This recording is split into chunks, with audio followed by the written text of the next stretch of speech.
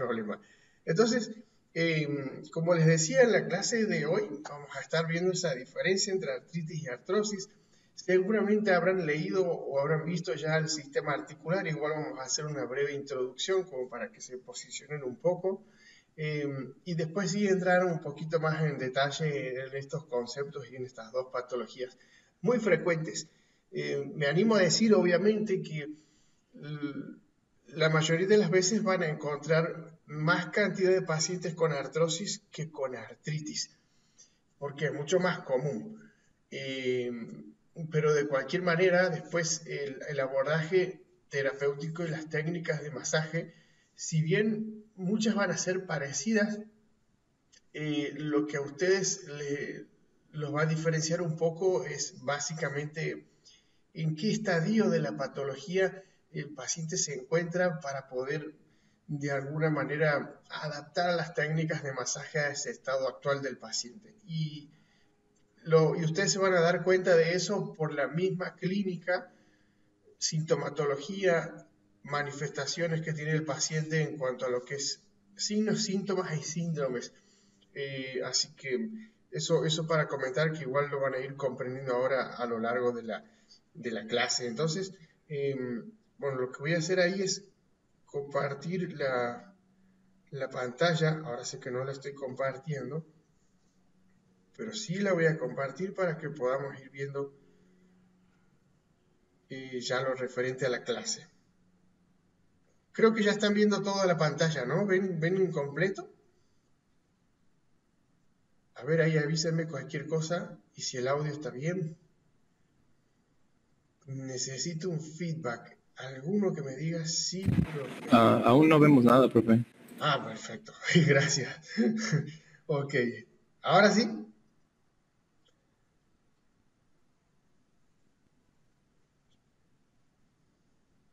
Perfecto. A ver, yo creo que ahora sí deben estar viendo la pantalla. Alguien que active el audio y me diga, sí, profe, estoy viendo el título de artritis versus artrosis. Sí, Ahora sí, profe, ahora sí. Genial. Yo apagué la cámara por las dudas para que sea más fluida la comunicación y no se haga más pesado, no consuma tanto bytes, como se dice, o bits. Ok, entonces, artritis versus artrosis.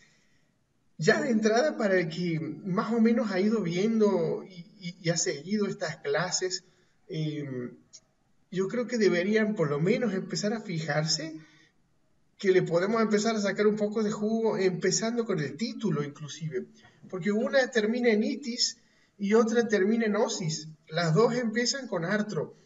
Así que estamos hablando específicamente de las articulaciones. Lo que pasa es que en unos casos va a haber inflamación, itis, y en otros casos va a haber desgaste, osis, ¿sí?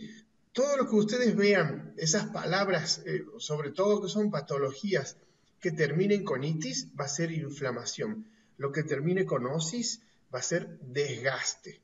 ¿Ah? Así que ahí ya empezamos con una diferencia importante, porque los signos y los síntomas van a ser distintos por estas cuestiones que tienen que ver con la causa. ¿Ah? En unos casos se desgasta algo, que ya vamos a ver qué es, y en otros casos se inflama algo. ¿Bien? Así que ahí hay una diferencia ya importante que empezamos a ver desde el título directamente del nombre de las dos patologías. Las dos se atacan la articulación, pero una inflama y la otra desgasta. Entonces, ¿qué se va a ver en el día de hoy? Un breve concepto, y de verdad breve concepto del sistema articular, porque aquí no nos vamos a complicar y yo les voy a mostrar un concepto súper sencillo de lo que es el sistema articular. Prácticamente en un solo renglón podemos definir el concepto de este sistema, que está muy bueno y, como ya saben, se relaciona de forma directa con otros dos sistemas, que es el sistema óseo y el sistema muscular. Así que esos tres van de la mano básicamente. Pero ahora vamos a ver solo articular. Sí, vamos a ver los componentes, es decir, qué elementos participan en este sistema. También vamos a ver los tipos de articulación que hay. Hay una clasificación, perdón que salga, pero escucho un ruido y porque seguro es un alumno que acaba de ingresar y pide que A ver, aquí voy a aceptar a todos. Entonces, admitir, admitir. Genial. Vuelvo a la diapo. Perdón por eso, pero tengo que ir así a veces porque algunos se conectan un poco tarde. Pero no hay problema. Lo importante es que se conecten. Entonces, como les decía, aquí volvemos y decimos tipos de articulaciones que vamos a ver también, y después empezamos a ver lo que son los conceptos de artritis, signos y síntomas, el tratamiento, o varios que hay en realidad, conceptos de artrosis, cuadros clínicos, diferencias y similitudes entre la artritis y la artrosis, y vamos a ver unas infografías súper dinámicas, y bueno, obviamente el abordaje terapéutico y técnicas de masaje más adecuadas para esos casos. Entonces, miren lo que es el concepto del sistema articular. Yo les dije que íbamos a ser breves y simples. Así que esto es el sistema articular, es un conjunto de dos o más articulaciones. Más sencillo que eso, imposible. Más simplificado, imposible. Entonces, como verán, dos o más articulaciones. Mínimo tiene que haber dos. Aquí en este ejemplo estamos viendo la articulación de la cadera. Se le dice coxofemoral porque estamos hablando de, por un lado, la articulación del hueso coxal y por otro lado, la articulación del hueso femoral. Entonces unimos esos dos nombres y termina siendo la articulación coxofemoral. También podría decirse al revés. Yo lo voy a anotar aquí en el chat para que ustedes vean que esto es un juego de palabras en realidad, pero se puede decir al revés sin ningún problema. Lo voy a anotar en mayúscula en el chat, porque se puede llamar la articulación femorocoxal, ¿tá? Al revés. Así que no hay problema, es exactamente lo mismo. Coxofemoral o femorocoxal es lo mismo, ¿tá? Estamos hablando de la articulación de la cadera específicamente. Ahí hay dos, pero ya van a ver que, por ejemplo, en el hombro tenemos tres articulaciones que participan, pero tiene que haber mínimo dos, ¿tá? Entonces, ese es el concepto de articulación. Aquí vemos, por ejemplo, el del hombro que les estaba diciendo. Aquí tenemos tres articulaciones en realidad. La articulación del hueso de la escápula, que está en la espalda, el hueso húmero, que forma parte del brazo.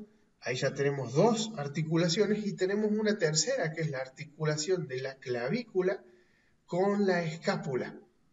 ¿Ah? Entonces, por eso decía que dos o más articulaciones, pueden ser tres y cuatro no hay en realidad. Así que hasta este es el ejemplo que tiene más articulaciones.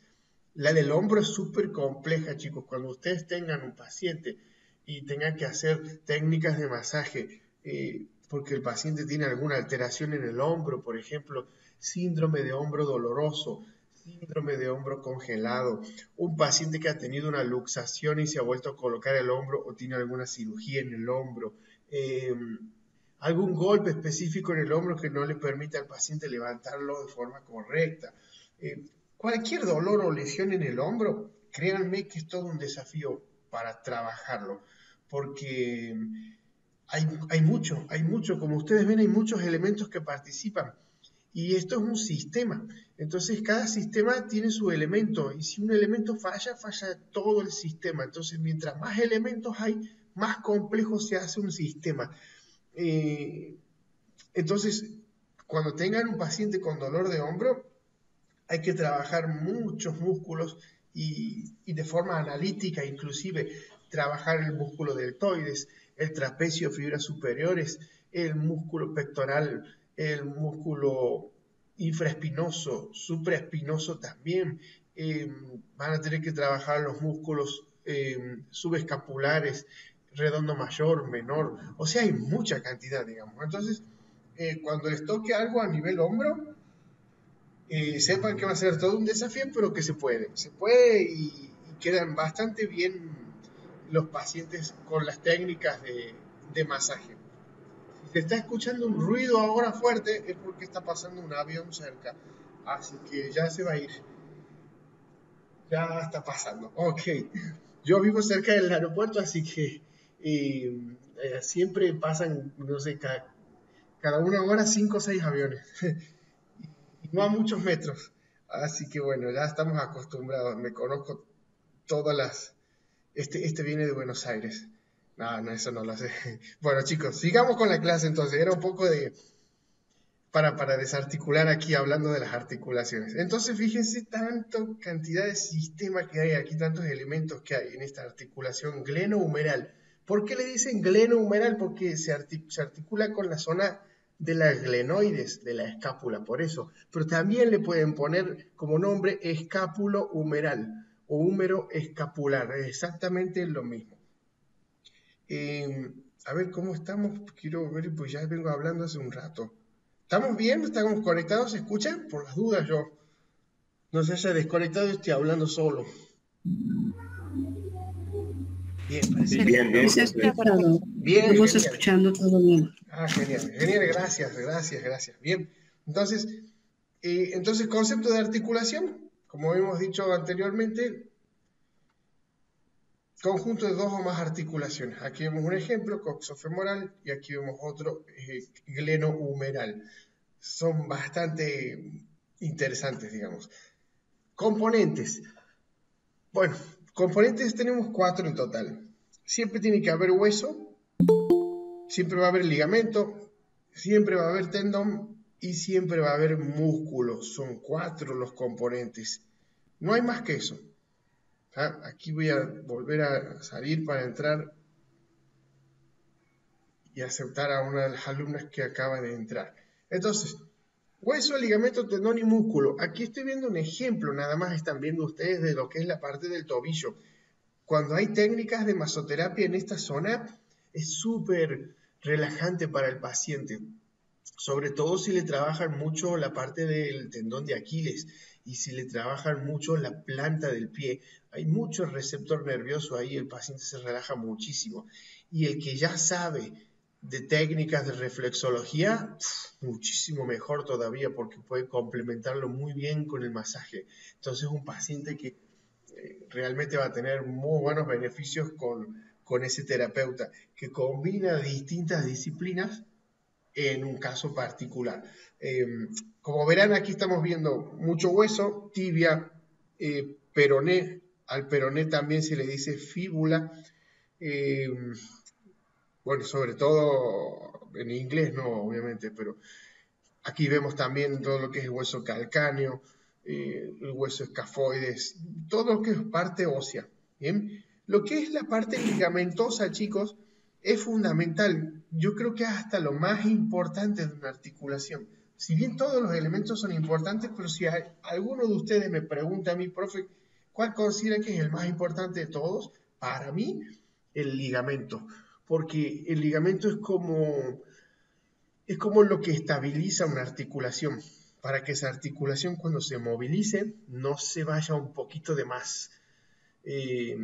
Aquí en este caso, en el tobillo, el ligamento que se llama ligamento peroneo calcáneo, que es el que va del hueso peroné al hueso calcáneo, es el más importante en esta articulación del tobillo, porque cuando el tobillo se lateraliza o se dobla, entre comillas, cuando lo saben decir esguince de tobillo, que se tuerce el tobillo, saben decir, ese ligamento es el que se estira.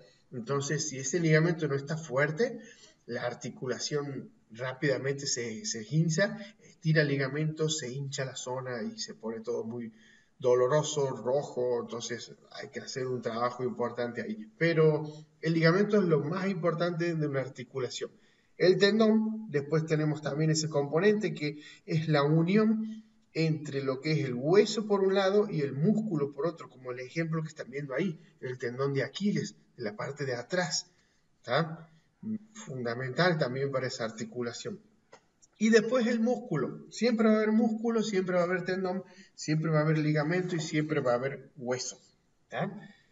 Entonces, esto para comenzar con lo que es la parte de las articulaciones. Hemos visto el concepto, los componentes, y tampoco nos vamos a complicar mucho la vida con el tipo de articulación, porque en realidad hay otra clasificación un poco más técnica.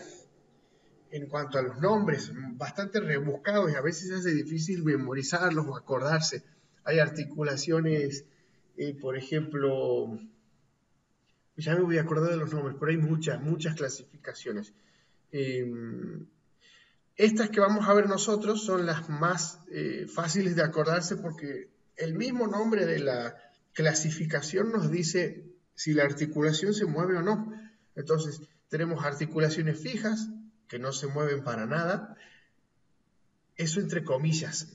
Ya vamos a ver por qué.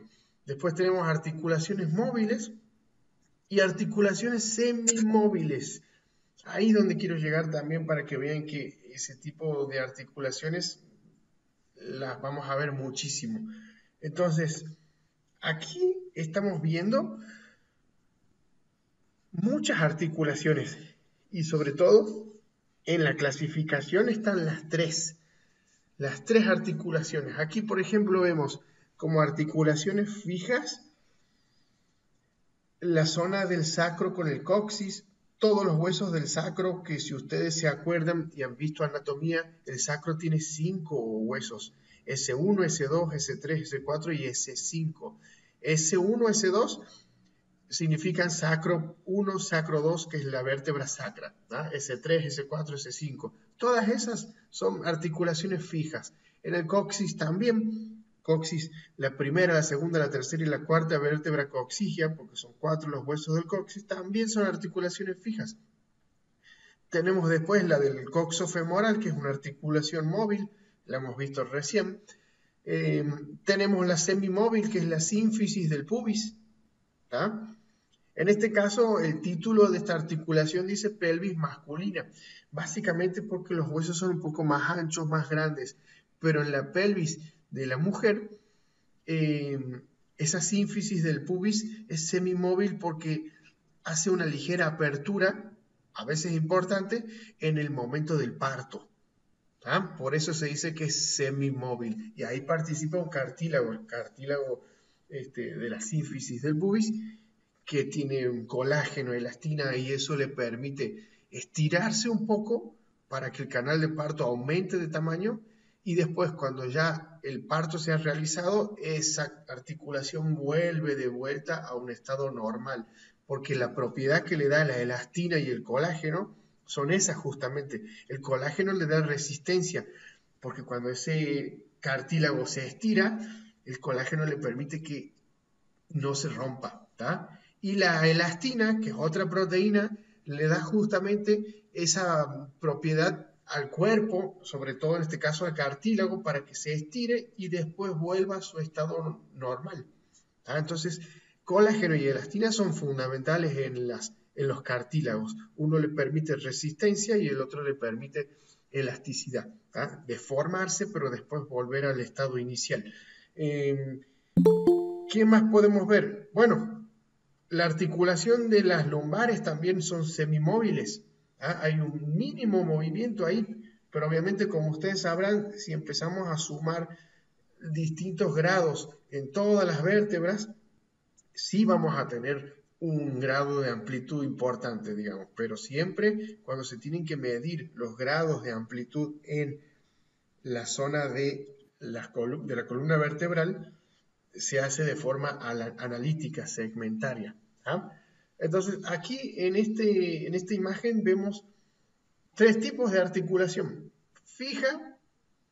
¿Alguien se acuerda cuál era el ejemplo que puse para articulaciones fijas? A ver quién se anima.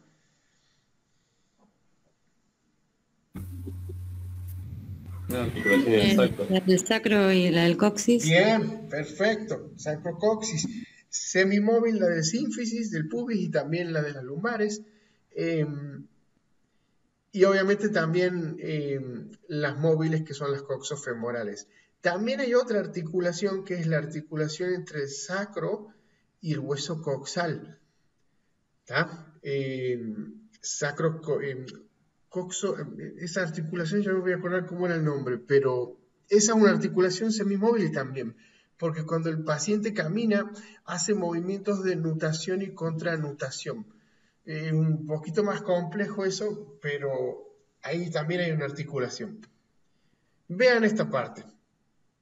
Bueno, aquí tenemos bastante también como para analizar mucho la articulación de la muñeca. ¿Qué podemos comentar? Toda la zona del carpo, porque recuerdan, en la zona de la mano le decimos carpo y en la zona del pie le decimos tarso. Entonces, todos esos huesitos hay articulaciones. Algunos autores dicen que las articulaciones en esa zona son semimóviles porque hay ligeros movimientos mínimos, y otros autores dicen que hay articulaciones fijas ahí. ¿Tá? A mí, por lo menos en la universidad, me han enseñado que se clasifica ahí como articulaciones semimóviles en los huesitos de la mano, sobre todo el carpo. Pero después tenemos lo que es la articulación del radio con el carpo, y es una articulación móvil. La articulación fija ahí entre el cúbito y el radio. Bueno, hay mucho para analizar ahí, pero eso para que vayan comprendiendo. Las articulaciones fijas no se mueven, como por ejemplo estas del cráneo, entre el hueso frontal y los parietales. No hay movimiento ahí. Tampoco hay movimiento entre los occipitales con los huesos temporales, con lo que son los huesos aquí también. Bueno, a nivel de huesos fenoides, todos los huesos del cráneo, la bóveda craneal, son articulaciones fijas. No hay movimiento. Y bueno, esos son tipos de articulaciones como sidemosis, se les dice. ¿Ah? Entonces, también es fija para ese ejemplo.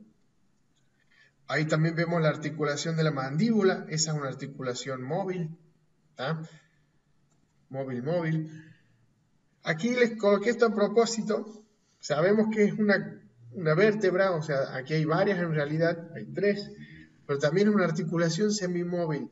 Pero les puse esto porque está muy bueno si el que puede comprar este tipo de maquetado, está muy bueno para mostrárselo siempre al paciente, a esos pacientes que tienen dolores de espalda y por ahí ustedes se lo quieren explicar de una forma mucho más gráfica, más interactiva, más dinámica.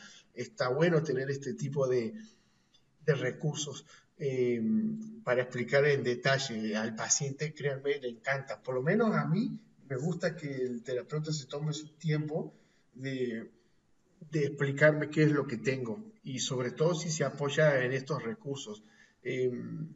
Se consigue por internet también, se puede comprar, pero está muy bueno, por eso se los mostré a propósito. Les podría haber mostrado un dibujo, pero les mostré esto básicamente, para que los tengan siempre a mano. Entonces, esta articulación semimóvil, todo lo que sea la parte de las vértebras. Entonces, ahora sí empezamos con los conceptos. Vamos a empezar con la artritis, que es la más rara. No tan rara, pero obviamente menos frecuente que la artrosis, a eso me refería. Yo a propósito modifiqué el título de la fuente de la letra, artritis, para que vean ustedes resaltado el sufijo itis, que significa inflamación, y artro, que es articulación. Así que en negrita yo marqué en la primera palabra de ese renglón que dice inflamación de una o varias articulaciones, porque es cierto, pueden ser varias las articulaciones que ese paciente tenga inflamadas. Entonces, las más comunes dentro de las clasificaciones de las artritis, que son muchas, está la osteoartritis, ¿sí? Y la artritis reumatoidea. Obviamente la reumatoidea es autoinmune, ¿sí?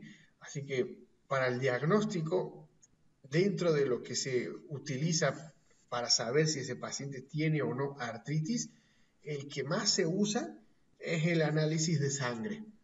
Se hace un estudio de la sangre y en base a eso, sumado a lo que brinda el diagnóstico por imágenes con un ultrasonido, una tomografía axial computada, una resonancia magnética o una radiografía, al médico le dicen, este paciente tiene artritis. En salud, chicos, yo por eso se los pongo a propósito. AR significa artritis reumatoidea, pero en salud y en medicina se abrevia mucho. No sé por qué. ¿Será que a veces nosotros los profesionales de la salud tenemos que escribir mucho cuando tenemos que hacer un detalle de lo que el paciente tiene, de lo que se le realiza, la evolución, digamos, y anotar todo en ficha clínica? Se ve que anotamos mucho entonces para no cansarnos tanto, abreviamos. Pero bueno, se los pongo a propósito porque en el mundo de la medicina y de la salud en el que están ustedes por entrar, se abrevia todo. Entonces, RM significa resonancia magnética, RX, la radiografía, ¿bien? La TAC significa tomografía axial computada. FX, que lo van a ver también, FX significa fractura. Entonces, así para que vayan acostumbrándose. ¿Qué signos y síntomas tiene la artritis? Bueno, varios en realidad. El dolor, que es característico en muchas patologías, obviamente. La rigidez. Ahí nos vamos a enfocar nosotros también cuando tengamos que hacer técnicas de masoterapia. Y sobre todo la inflamación de las articulaciones. Pero ya vamos a ver en detalle qué parte de la articulación, porque ahí está la diferencia entre la artritis y la artrosis. ROM significa rango óptimo de movimiento. Y en ese caso, en la artritis, el paciente tiene el rango óptimo de movimiento disminuido. ¿Sí? Hipersensibilidad, la palabra o el prefijo hiper significa aumento y sensibilidad es justamente, bueno, lo mismo palabra lo dice, la sensibilidad de una zona determinada. ¿De cuál estamos hablando? De la piel. ¿Sí? La piel se pone muy sensible al roce inclusive. Entonces, cuando tengamos que hacer técnicas de masaje, el enrojecimiento muchas veces de la zona a tratar nos va a decir por sí o por no si ese paciente ya tiene hipersensibilidad, como para que ustedes vayan dosificando un poco las técnicas en esos pacientes. Al principio al paciente le va a ser un poco molesta la técnica, pero ya vamos a ver que hay técnicas para poder mejorar un poco esa parte. El bloqueo de la articulación también se da sobre todo a nivel de los meniscos. Meniscos que ustedes, como sabrán, son cartílagos. Los tenemos no solo en las rodillas, porque cuando uno dice meniscos ya piensa en la rodilla, pero hay en muchas zonas meniscos. Meniscos tenemos en la articulación entre el esternón con respecto a las clavículas. Meniscos tenemos en la zona de la articulación temporomandibular que habíamos mostrado recién ahí en el cráneo, en la cara. Así que meniscos hay muchos. Pero sí, el bloqueo sobre todo se da en la rodilla. Que es un paciente como que se le traba la rodilla cuando camina. Entonces le duele eso, se tiene que sentar, acomodarse el paciente esa zona para que se destrabe y después seguir caminando. Es muy común eso, yo lo he visto bastante. Hasta el paciente inclusive ya está acostumbrado y sabe cómo destrabar, entre comillas digo esa palabra, la zona de la articulación de la rodilla.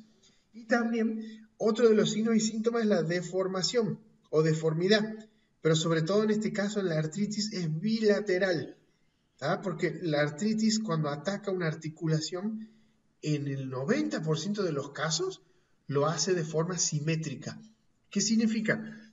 Que si la artritis ataca la articulación de la rodilla izquierda, también de la derecha lo va a hacer. Si ataca una muñeca, la otra muñeca también va a hacer. Si ataca un codo o la zona del tobillo, van a ser los dos tobillos, no uno solo. Esa es una diferencia muy importante que hay con respecto a la artrosis. Bien, así que ahí, por las dudas, para el que quiera, vaya anotando esas diferencias. Igual después ya vamos a ver que está todo anotado en próximas diapositivas. ¿Cómo venimos hasta aquí? ¿Alguna consulta o duda? ¿Qué tal, Alejandro? ¿Vos me podrías repetir? Bien, acá andamos. ¿Qué era ROM? Que no voy a anotar. Claro. Ahí incluso lo voy a anotar por las dudas para que lo tengan ahí también a mano. Rango óptimo de movimiento. Eso significa. Rango óptimo de movimiento. Es básicamente cuál es la amplitud de movimiento que tiene esa articulación. Por ejemplo, si les digo la rodilla 150 grados, ese es el rango óptimo de movimiento de la rodilla normalmente en un paciente de edad adulta, ¿no? Por ejemplo, estoy dando un ejemplo. Entonces, ese rango óptimo de movimiento se va a ver disminuido y tal vez el paciente con artrosis no va a poder flexionar hasta 150 grados la rodilla, simplemente dando un ejemplo. Tal vez hasta llegue a los 90 grados como mucho, por ejemplo, ¿no? Eso significa rango óptimo. Pero en los pacientes con artritis y artrosis, en los dos, esa articulación se ve disminuida desde el punto de vista de los grados de movimiento. Nosotros en salud le decimos rango óptimo de movimiento. Todo eso se mide con el goniómetro, que es un aparatito muy sencillo que hasta lo pueden hacer con cosas caseras de su casa.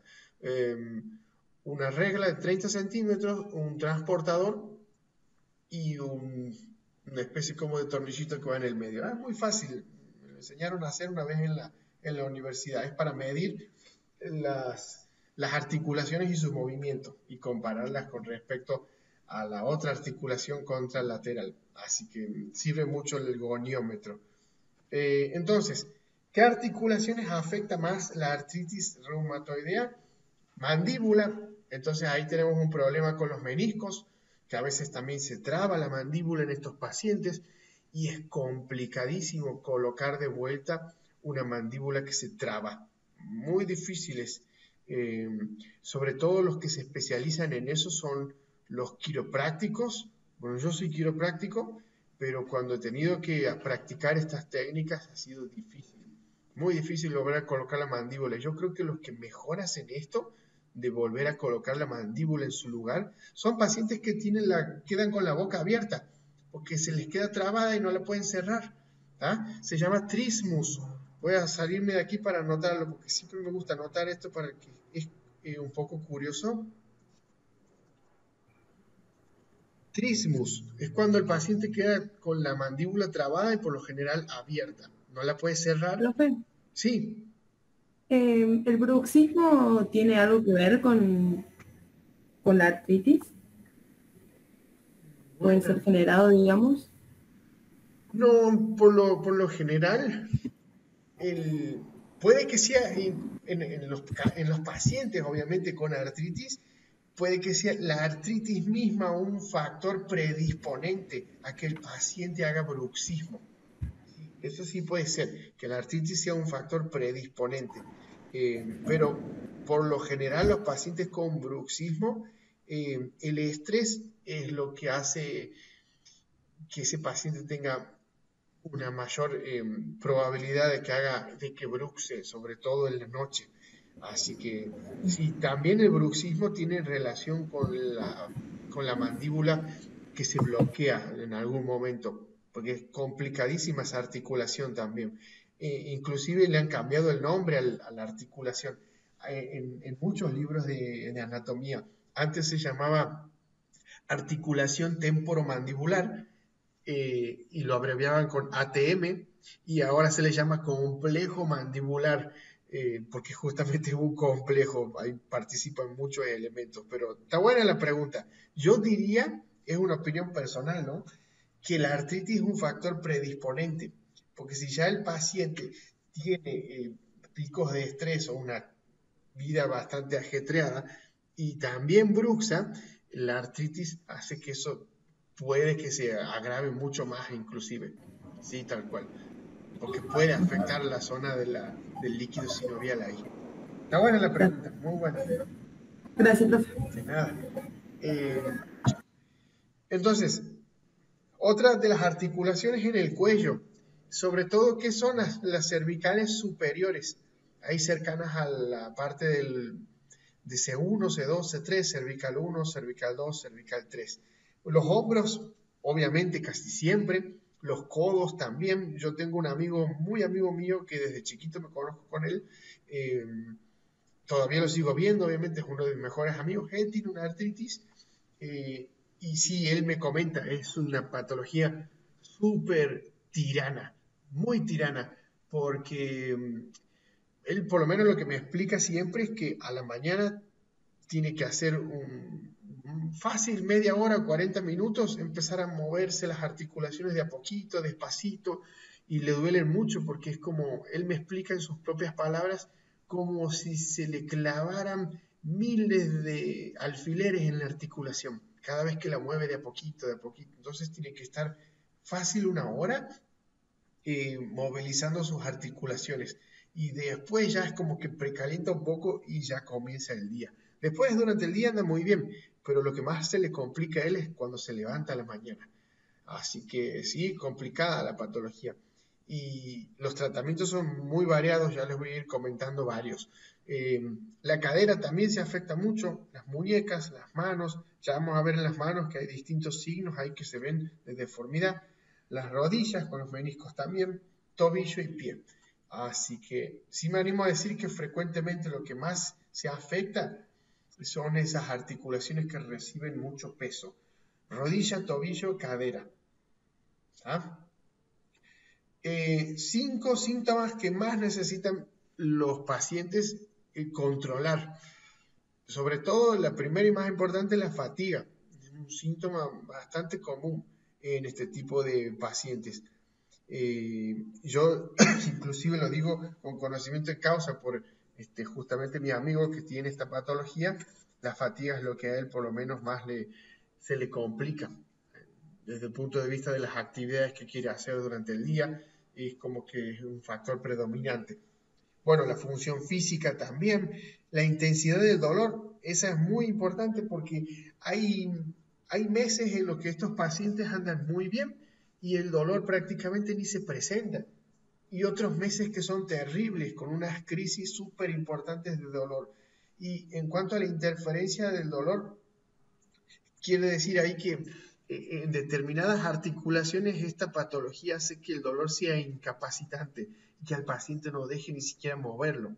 Y en otras ocasiones no tanto, puede llevar una vida normal. Y también la duración de la rigidez articular.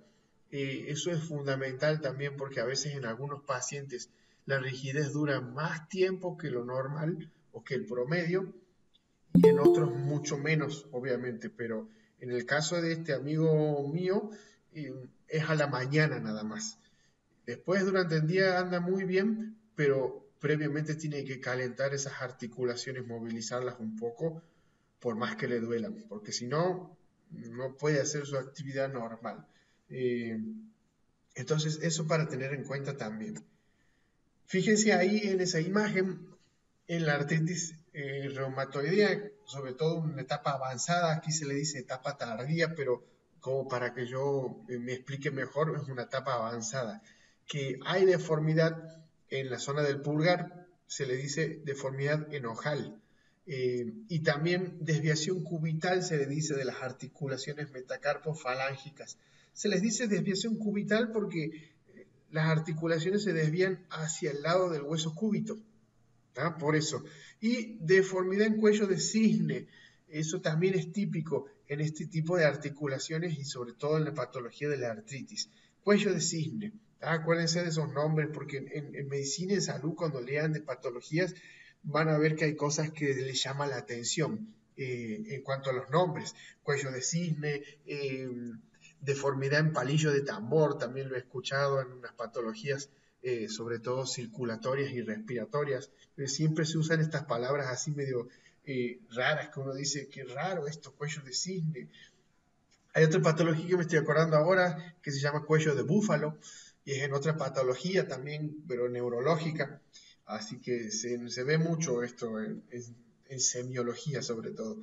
Bueno, ahí vemos una mano con artritis y deformidad, sobre todo en esas articulaciones. Ven aquí una foto ya real. En cuello de cisne se le dice a esa zona. En el pulgar, en este paciente no está afectado, pero probablemente sea una artritis no leve, pero sí en una etapa temprana.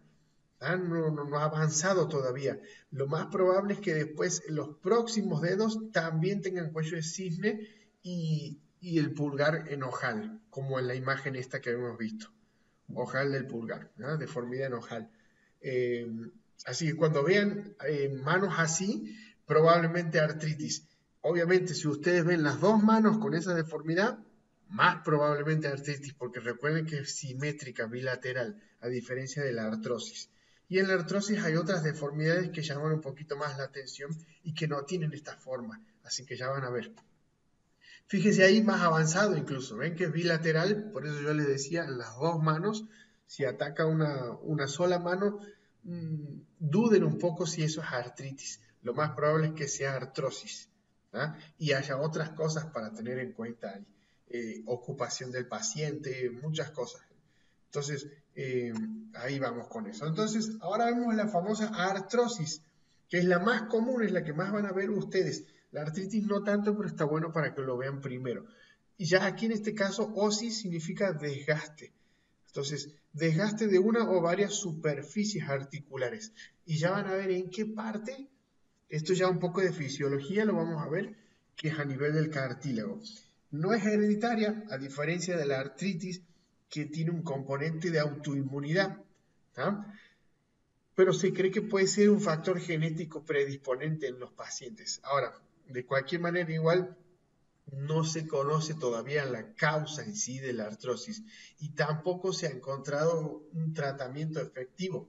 Sí se puede hacer un poco de freno a la patología y enlentecer, hacer un poco más lenta el progreso del desgaste con determinados fármacos, pero no se le ha encontrado todavía a la artrosis un medicamento específico que frene ese desgaste. Sí, medicamentos que hacen que sea más lento el desgaste, ¿tá? Eso sí. Y para la artritis, que me había olvidado de comentar el tratamiento, los medicamentos y los tratamientos son muy variados. Hay medicamentos carísimos que yo me acuerdo que hablo con mi amigo, él sabe comprar y le trae importado de allá de Estados Unidos. Son carísimos los medicamentos que trae. Se ha hecho tratar con apiterapia, que significa, es la terapia con picadura de abejas. Eso también lo ha hecho él y le ha funcionado por un tiempo, después ya no.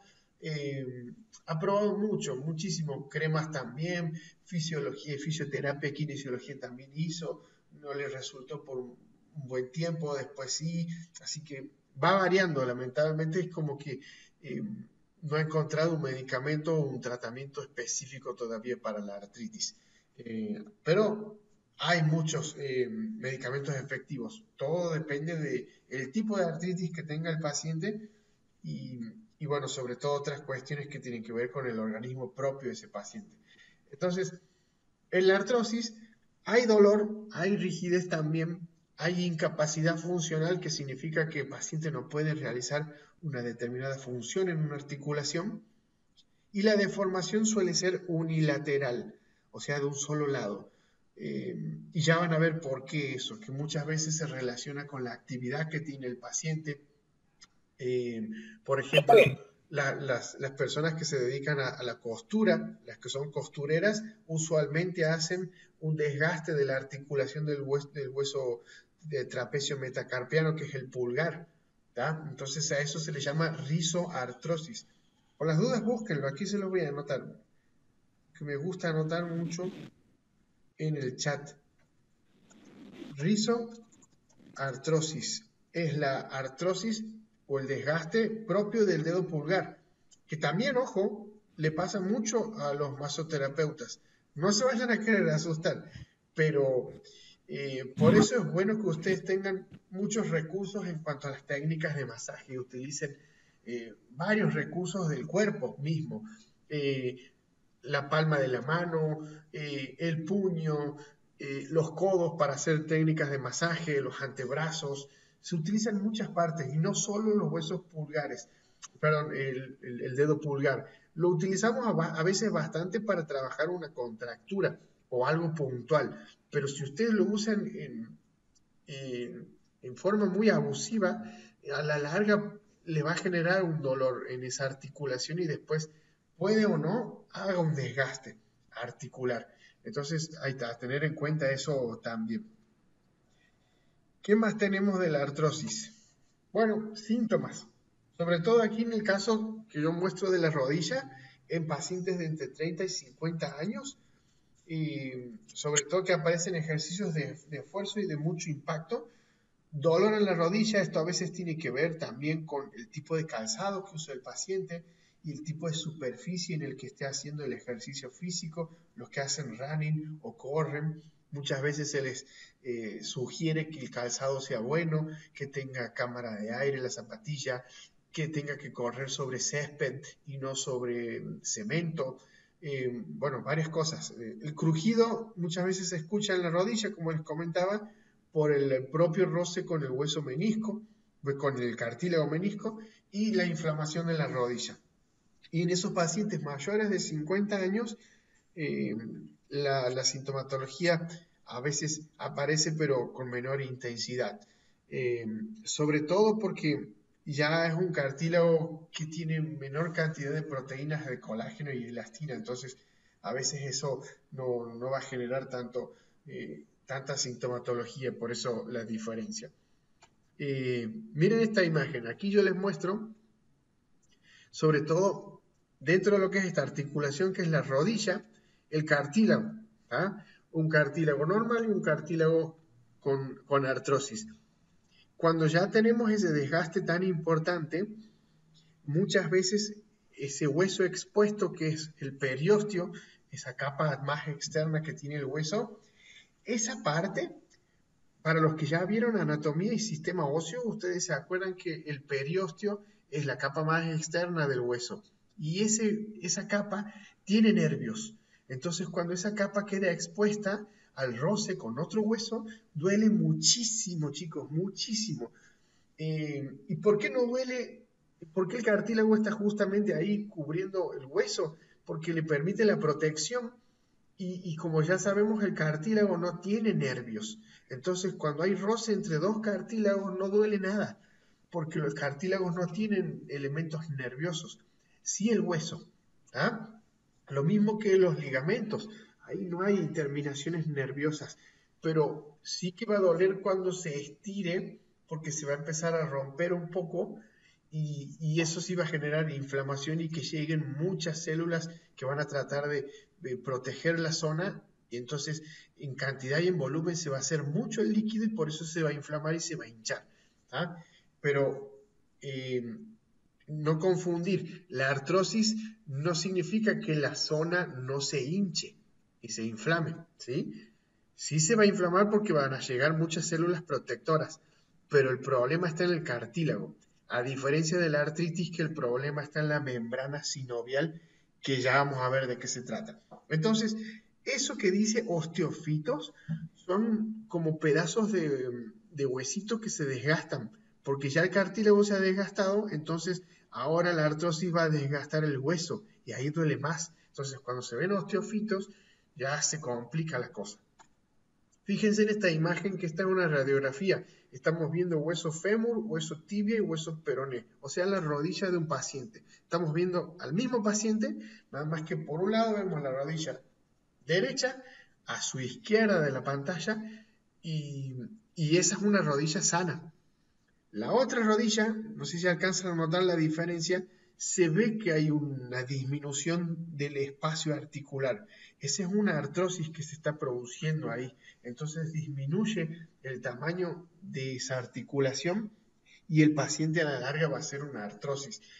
Probablemente ese paciente tenga sobrepeso o tenga algún problema de cadera y haga que ese paciente compense la marcha cuando camina y trate de llevar más peso hacia la rodilla izquierda. Así que hay que ver por qué el paciente está desgastando más la rodilla izquierda que la derecha. Por eso les digo que muchas veces la artrosis es unilateral. Cuando hay un desgaste articular es en una articulación, pero no en las dos. Como el ejemplo de la costurera, el ejemplo de los masoterapeutas, el ejemplo de este caso que estamos viendo, que puede ser que el paciente tenga un dolor en la cadera derecha, y entonces para no hacer tanto peso en esa cadera derecha, hace más peso en la cadera izquierda, por lo tanto la rodilla repercute y se empieza a desgastar. ¿Ah? Eso para que lo tengan en cuenta. ¿Qué más tenemos? Bueno, miren esa imagen, ahí también vemos una artrosis. Lo que pasa es que la mano afectada es la izquierda, ¿sí? No la derecha. La derecha está sana, pero ahí vean qué diferencia que hay entre las articulaciones interfalángicas. Vean que unas están más hinchadas con respecto a las otras. O sea, la mano derecha del paciente, que es la mano que tiene el anillo, está sana. No tiene ningún tipo de deformidad con respecto a la otra que no tiene el anillo. ¿Ah? Así que eso es para que presten siempre atención. Cuando vean algo que les llame la atención en cuanto a deformidad, vean si la otra mano también tiene lo mismo, o el pie o la rodilla. Siempre comparen, unilateral o bilateral. Bueno, aquí también vemos esta infografía que es bien interesante. Ya van a ver cuál es la membrana sinovial. Entonces, artritis versus artrosis. La artritis afecta la membrana sinovial, en la artrosis afecta el cartílago. Está más relacionada la artritis a las enfermedades autoinmunes, en cambio la artrosis está producida sobre todo por el factor edad y también lo que yo les había comentado, que es el tema de la ocupación o actividad que tiene ese paciente, ¿sí? No solo por la edad. El dolor es constante en la artritis y en la artrosis empeora con el movimiento y mejora cuando la articulación se queda quieta o en reposo. En la artritis se suelen asociar síntomas por fuera de la articulación, extraarticulares. ¿Ah? En cambio, en la artrosis no suele haber síntomas por fuera de la articulación. Y el diagnóstico, como yo les decía, suele requerir análisis de sangre, resonancia magnética y otro tipo de exploración. Pero en la artrosis usualmente se usa los rayos, bueno, lo que sea no me estoy acordando ahora el nombre, placas radiográficas. Bien, las placas radiográficas es lo más sencillo, más económico y más rápido. Y gracias a eso, que justamente esta placa, con este estudio, se utiliza más para detectar si el paciente tiene o no una artrosis. Bien. Profe, Sí, diga. en este caso de un paciente con artrosis y Sí. bueno, nosotros aplicando la terapia, ¿se puede corregir, digamos, el hueso, la mano, por ejemplo, esa que estuvimos viendo, o simplemente alivia? Bien, buena pregunta. El tratamiento, porque ¿sabes por qué está buena la pregunta? Porque esa pregunta se la van a hacer muchos pacientes a ustedes. Cuando venga un paciente con artrosis, que probablemente el paciente ya sepa que tiene artrosis, porque hoy en día la información está en un celular, ya el paciente sabe lo que tiene, y esa capaz que sea una pregunta que ustedes se las haga al mismo paciente. Entonces, a mí me la han hecho muchas veces y yo lo que les he respondido es lo siguiente. El tratamiento con masajes, la masoterapia que se va a hacer, el objetivo en sí va a ser un objetivo conservador.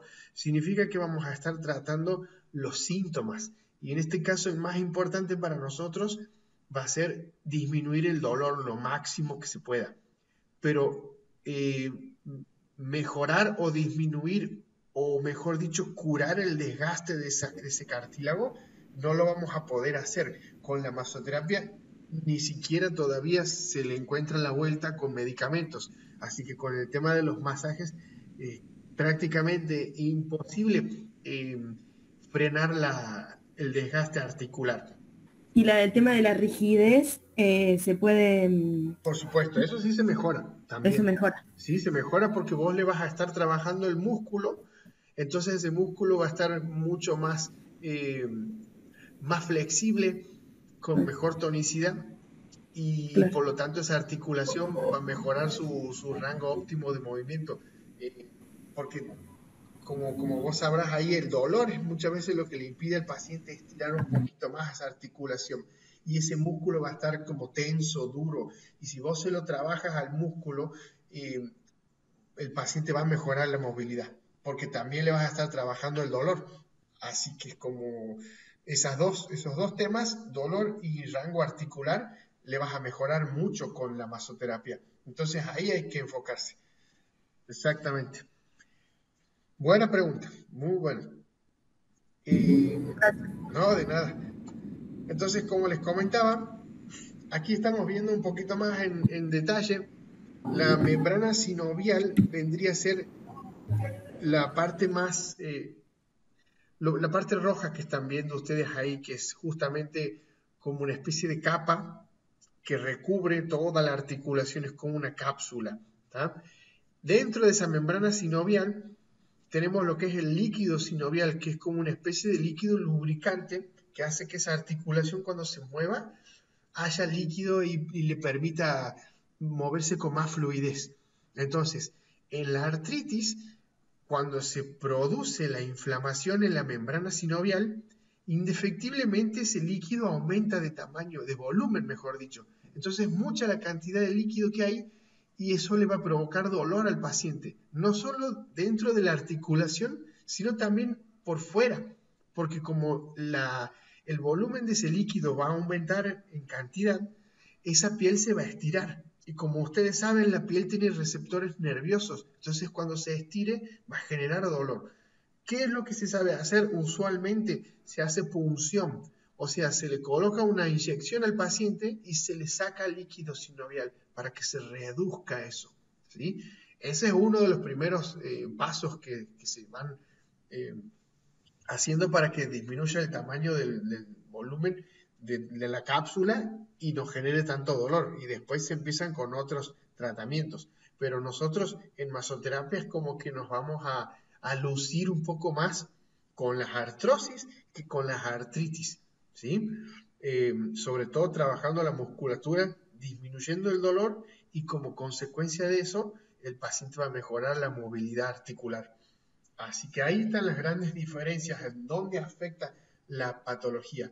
En la artrosis hay un desgaste en el cartílago. En la artritis hay una inflamación en la membrana sinovial. ¿Las dos duelen? Sí, las dos duelen. ¿Las dos deforman? Sí, también las dos deforman. Pero en la artritis se da de forma bilateral, o sea, afecta a dos manos, dos piernas, dos tobillos. En la artrosis la mayoría de las veces afecta a una sola. ¿Tá? Y sobre todo en la artritis, en el análisis de sangre es cuando nos dice por sí o por no si tiene o no ese paciente una artritis reumatoidea. Ahora, para aclarar, en las dos patologías sí se puede decir que son crónicas y progresivas. O sea que el paciente que no crea que se le va a solucionar el tema en un par de meses o años. Es a largo plazo y en la artrosis sobre todo el tratamiento no va a tener resolución, no lo vamos a curar, ni con medicamentos, ni con masaje, ni con...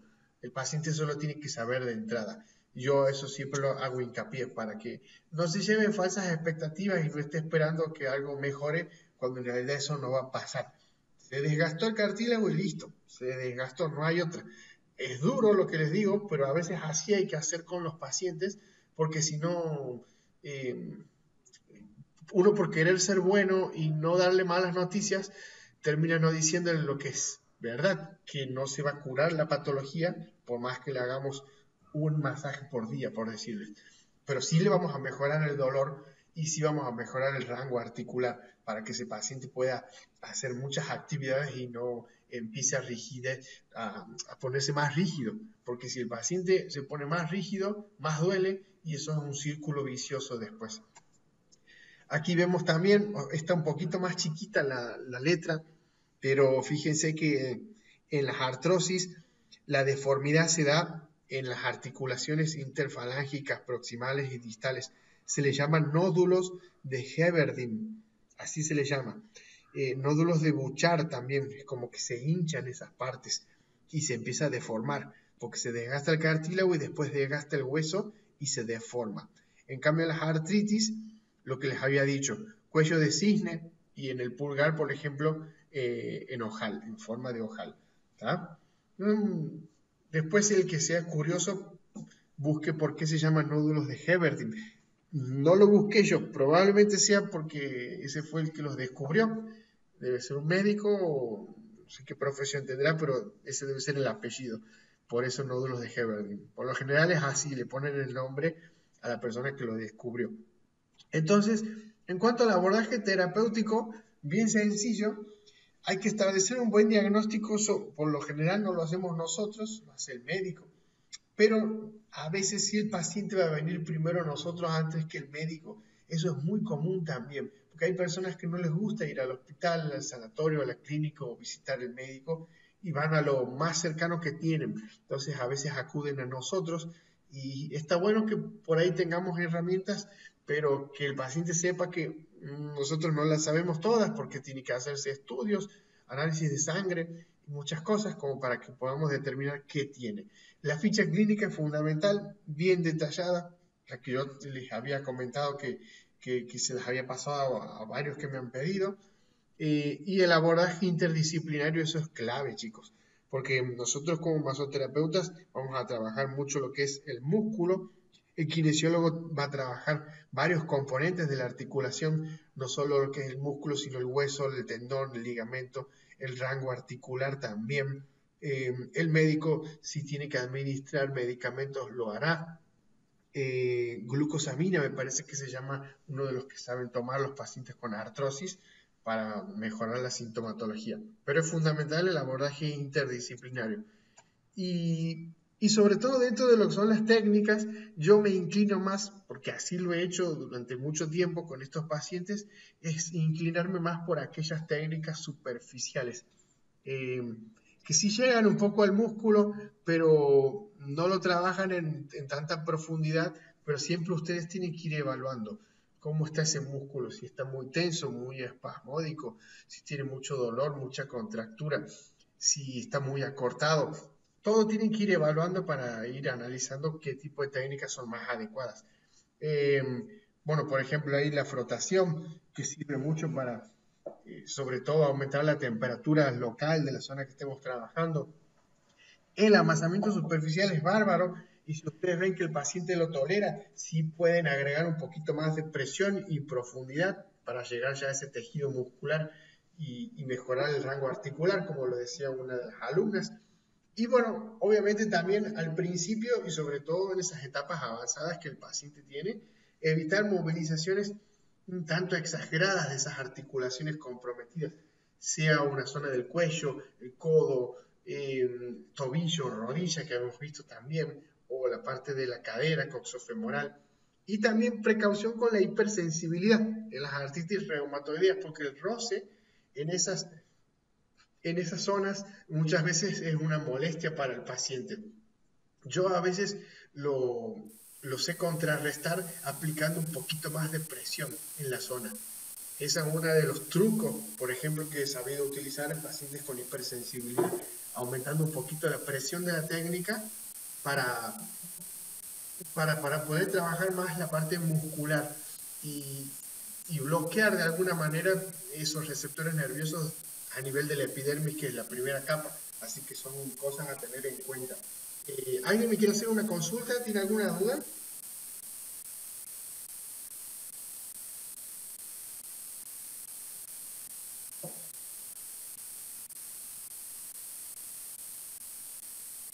Bien. Aquí voy a poner de vuelta la cámara.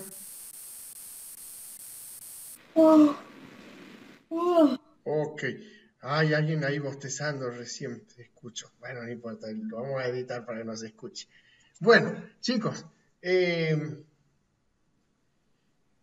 que ya estamos con las artritis y artrosis. ¿Te parece Bueno, que ahí estaba.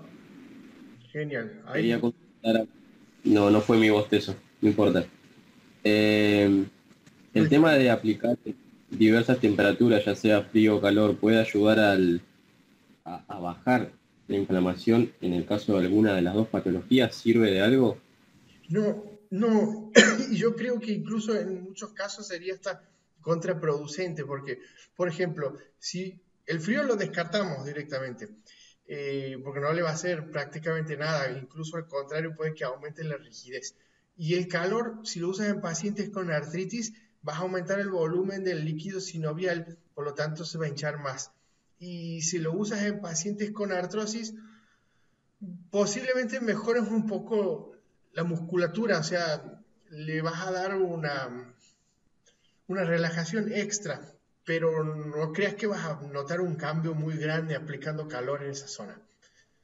Exacto, eso te podría comentar respecto a eso. Pero el frío seguro no. Sí, frío seguro, eso no. Que vas a aumentar más la rigidez en la articulación. Más en las artrosis. Sí, perfecto. A un músculo, claro. Claro, tal cual. Exacto. Que no es lo mismo, por ejemplo, porque yo sé capaz que por dónde va la pregunta. Como en otras clases yo había comentado frío-calor, por ejemplo, en inflamaciones como el esguince del tobillo, que se hincha mucho porque llega mucha célula protectora y lo que queremos es que no llegue tanta célula para que no se hinche. con el frío lo que estamos haciendo es vasoconstricción, entonces no solo desinflama, sino que hace analgesia y también evita que llegue tanta célula a la zona, entonces no se aumenta tanto el tamaño. Pero en este caso, con el frío no logramos eso y con el calor aumentamos el líquido sinovial. Sí, sí lo aumentamos, va a ser peor inclusive. En la artritis, en la artrosis puede que haga un cambio, pero no hay nada mejor que el masaje en el músculo, eso es lo que necesita el músculo, estirarse. Pero está bueno, puede ser un extra, un complemento que ayuda, pero no vas a creer que es la panacea, digamos. Eso sí comentar, pero el frío sí lo descartamos. Profe, en estos tipos de patologías así, ¿tienen algún tiempo determinado recomendado así para hacerse masajes? O si el paciente decide ir de por vida al masoterapeuta, no va a tener ningún problema, digamos. No, ningún problema. Vos estableces con el paciente el plan de trabajo. Entonces sí puedes hacer una vez a la semana, una vez al mes, eso lo vas viendo con el paciente y según los objetivos que vayas teniendo. Pero no hay ningún contra, digamos, al respecto. No. Es más, si hay pacientes que se hacen masaje una vez al mes y ya vitalicio, siempre es algo como un hábito. Otros lo hacen con más intensidad, así que la frecuencia aumenta, pero eso lo eliges vos con el paciente, lo van trabajando entre ambos. Así que no hay problema. Gracias. No, está buena la pregunta. Bien. ¿Alguna consulta más? Yo tengo una pregunta, profesor. Sí. Había comentado que el colágeno y la elastina eran proteínas que pues tenían estas propiedades, ¿no? Que son muy beneficiosas para todo esto. Entonces, bueno, el colágeno se vende como un suplemento sin receta, puedes consumirlo. Entonces se me ocurre, dado que nosotros ni siquiera estamos mejorando drásticamente, o sea, estamos aliviando la sintomatología, como dice, sí. Pero nosotros, ya que no somos médicos, de algún modo podemos recomendar la suplementación de algunos complementos nutricionales para mejorar un poco el aspecto de esas patologías. Se le puede sugerir, pero es bueno que el paciente lo consulte con el médico para ver si no tiene algún factor predisponente que haga que ese extra de colágeno que le agregamos al cuerpo, porque como sabrás, el cuerpo es inteligente, entonces sabe la cantidad de dosis que necesita, y lo que no necesite, por más que se lo agreguemos, siempre lo va a estar eliminando. Te doy un ejemplo, ¿no? Yo, por ejemplo, que soy a veces una persona como que tiene muchas actividades, alguna vez que otra sé tomarme esas bebidas energizantes. Aquí en Argentina se le llama Speed, en otros países está el Monster o si no el Red Bull, se les dice también, son energizantes y tienen mucha cafeína, taurina. Pero yo sé que cuando tomo eso, el organismo no me va a asimilar esa gran cantidad de taurina y cafeína que se le agrega. Por lo tanto, el organismo va a saber que hay un excedente y ese excedente lo va a eliminar. Por lo tanto, ese excedente que vos le agregues de colágeno a ese paciente lo va a estar eliminando por vía urinaria. Así que siempre va a saber el organismo qué cantidad va a necesitar. Pero está bueno que si se lo quiere sugerir, sí, pero que lo consulte con el médico también, por si no hay algún factor predisponente que ese paciente haga que ese extra de colágeno le pueda generar alguna consecuencia o no. Pero buena idea también, buena idea. Pero que lo consulte también con el médico. En una de esas el médico dice, sí, ok, está bueno, y se le agrega eso. Bueno, está bueno, Alejandro, ¿sí? Gracias. No, de nada. Perfecto. Ok. Bueno, chicos, creo que ya estamos con la clase de hoy. Los libero, así vayan a disfrutar del sábado y disfruten con la familia. Así que la clase ha quedado grabada, así que ya la voy a mandar a edición para que se compagine todo y quede todo listo para que el que lo necesite, yo se la envío por el email. No hay ningún problema, va a quedar ahí ya grabada. Así que apenas termine esto, yo envío para que se edite. Así que muchas gracias por la presencia, por las preguntas, por todo. Así que gracias, chicos, por haber estado.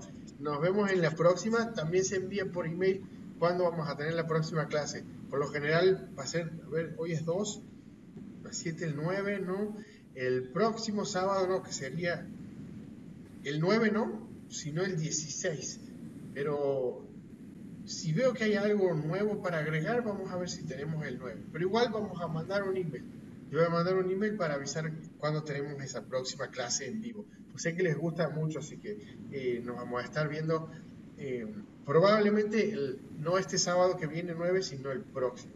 También a la misma hora y por el mismo canal, como se dice. Bueno, chicos, muchas gracias por haber estado. Que anden muy bien. Saludos a todos. Gracias, profe. Ya saben bien la diferencia entre artritis y artrosis.